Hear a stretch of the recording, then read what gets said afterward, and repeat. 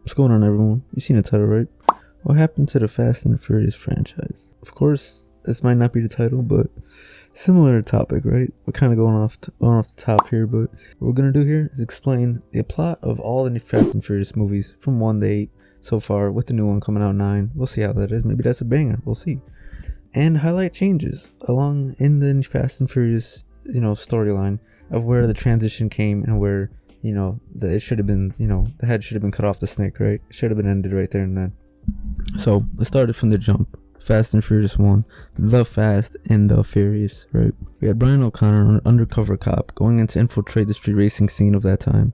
And in that way, he runs into Dominic Toretto and all those guys. Everyone, the whole cast, the boys, the original folks, right? And from there on, we see the innards of the street racing scene and all the really cool cars and how that, came to be in his journey through their ranks, and seeing how he moved, from just being just a common street racer to helping him rob the truck at the end of the movie. So we see him going from that progression, seeing him infiltrate and go all the way to the end, to being exposed as a cop when he has to. We feel him on a personal level, and it's a movie about street racing. It's corny.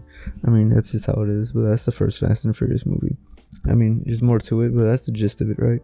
And moving from the first to the second is where it gets a little more dramatic. We move to Miami with a new cast of characters. Quite a few a new cast of characters. I'm not sure if Dom is in this movie. I don't think he is. But from here on, we see the continuation of Brian O'Connor is not a cop anymore. He transitions into a street racer, basically. He takes up that personality, and he just loses his job outright. He's now a street racer, and that gets caught up in the Miami crime scene, I'm pretty sure. But Too Fast, Too Furious, the gist of it, right?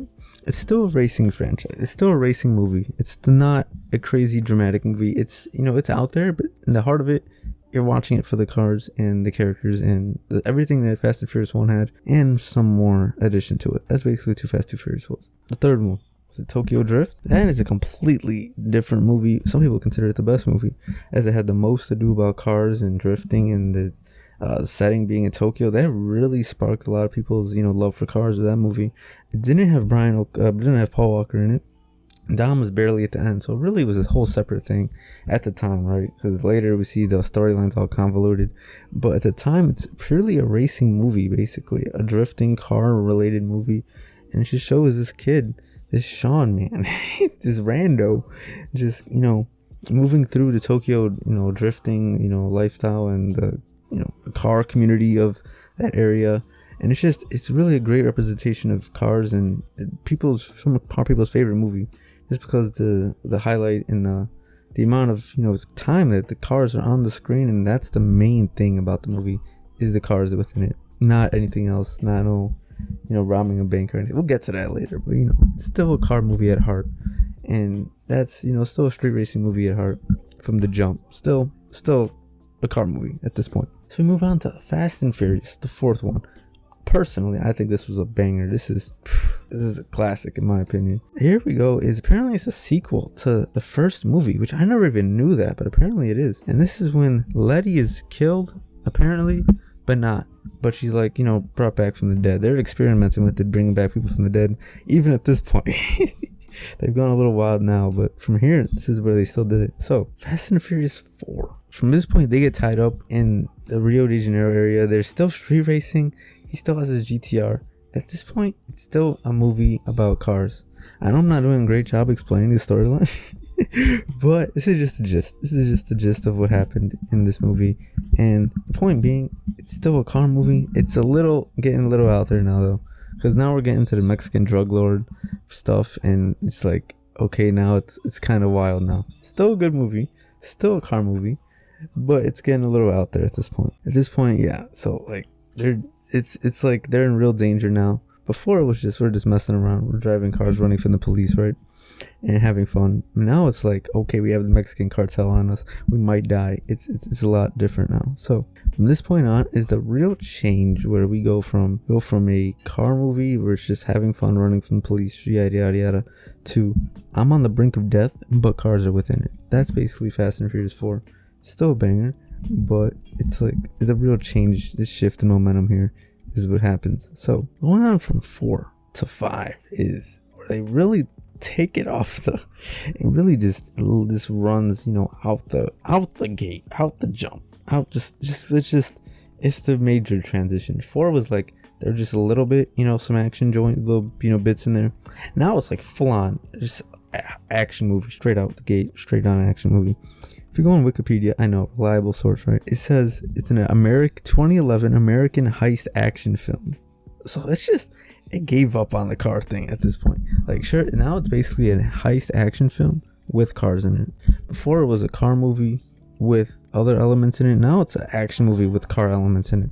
So now this is the full flip at 5. This is the real full flip. And we see, as we go into 5, they're going into Rio. This is Rio, actually, I'm pretty sure. If I got that correct, I'm pretty sure. And this is where Hobbs, this is the first instance of The Rock in the Fast and Furious franchise, where they rob the bank, make tons of money. Basically what happened, they use cars to rob a bank. Pretty wild, but of course it's a Fast and Furious movie. That's what happened. That's what happened here. Tons of stunts, tons of crazy things happening in this movie. Really, I think it's a solid movie, not gonna lie. Pretty cool cars within it too. But at this point, it's a heist movie with car elements in it. That's what happened at Fast and Furious 5. It stopped being a car movie with other elements. Now it's a heist movie with car elements. So, pushing on to 5, to 6. I know I'm not explaining it too well, but like, you get the point, right? We're watching the evolution, right? The evolution. That might be the title of the video. I don't know. I'm going off the top, to be honest. Fast 6 is where things get even wilder, if you can believe that, right? I think Ludacris's first time in this movie, so they bring more star power into it, right? And Hobbs takes a much bigger role in this one compared to the last one. He's basically a star character at this point. And this is where they chase Owen Shaw, right? Luke Evans in his cool, the ramp buggy. It was a cool car, cool movie, right? But at this point, it's not a racing movie anymore. It's just, you know, a family movie, right? A family. Like, that's and all of it is straight up action, just out the gate. Like, this movie would be considered like a Transformers movie. The amount of explosions and just action in the movie. Like, the cars are cool, right? But it's like they're not the main plot anymore. They're just like sprinkled in, like, so they look cool and you like what you're seeing, right? And then that boy, apparently, so what's his name? Jason Statham, Merc's Asian boy Han. Everyone was wilding after that one. It was like, he's dead. It's up for him. It's over for the boy Han. So this movie ended on a very dramatic note and made everyone super hyped for Fast 7. As we go to Fast 7, the last movie with Paul Walker in it. Again, I think this is really where they should have ended the series. I think, like, the switch happened at 5, where the, you know, action took over as the primary, you know, incentive to watch the movie, which is fine. Sure, it's fine. I don't think it should have been ended right there. I mean, if they're trying to keep the whole car thing at that, they could have ended it there. But 7 is where Paul Walker died, and that's when I really think it should have been ended. As his death had a huge dramatic just effect on everybody. Because these movies this was probably at the peak. This is peak Fast and Furious right now. Peak Fast and Furious was Fast 7 for sure. And then he died. And this movie made a lot of money off that, I'm not going to lie. But I think this should have been the end point. It should have been in the end point at Fast and Furious 7. The Fast and the Furious number 7 should have been ended here. This is where the series should have just been over for Paul Walker's sake. You know, like, the movie, I mean, it was cool. It was a cool movie for sure. It had the Lycan Hypersport in it. You know, they brought that out. That thing still is, bro, they still haven't produced those things like ever. They're just like apparently like a prototype or something. But nevertheless, it is where it should have been ended. Fast 7, Paul Walker died. It's just the movie needed to be ended here, I think. It went too far after this. And then we push on the 8, which I think, maybe it's just my opinion, but I stopped caring for the Fast and Furious franchise after this. They just kept making up more storylines, making more stuff, just pulling things out of the air, right? They race in Cuba? Like, what? And Dom does the weird turbo thing where he pulls the thing and apparently it adds more power. Like, bro, okay.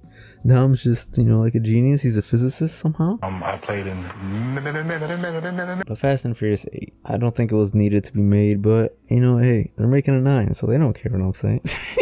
they don't care about Paul Walker's death, apparently. They see that bread, they see that money, and they see them need to make more movies. Fast and Furious 8, it's Dom in Cuba, right? It's Dom in Cuba for the beginning part, and then he ends in the ice somehow. So he goes from Cuba to the ice, right? with his ice charger. So just a bunch of things. They got another white guy to replace him and replace Paul Walker. I remember that. I was like, wow, that's tough. You brought another white man to replace Paul Walker. That is mad tough. So in conclusion, the point of this video, right, is that the Fast and Furious franchise has gone through a great amount of evolution. So since 1 through 8, the franchise has evolved very, very drastically. Going from checking from 1 all the way to 8, we've seen shift mainly at 5, showing how it ditched the heart of the movie being street racing and, you know, really dealing with cars, and switching to a more heist-like action movie where the cars is just sprinkled in. So, and finally, Furious 7 is the point where I think they should have ended it, called it a day, and really wrapped it up with that one. You know, in honor of Paul Walker. I mean, your main character passes away like that, and it's like you just continue making money off his name. That's my opinion. Like I said, yeah. So, if you agreed, sure, let me know. If you didn't, let me know. And yeah, I'll see you on the next one.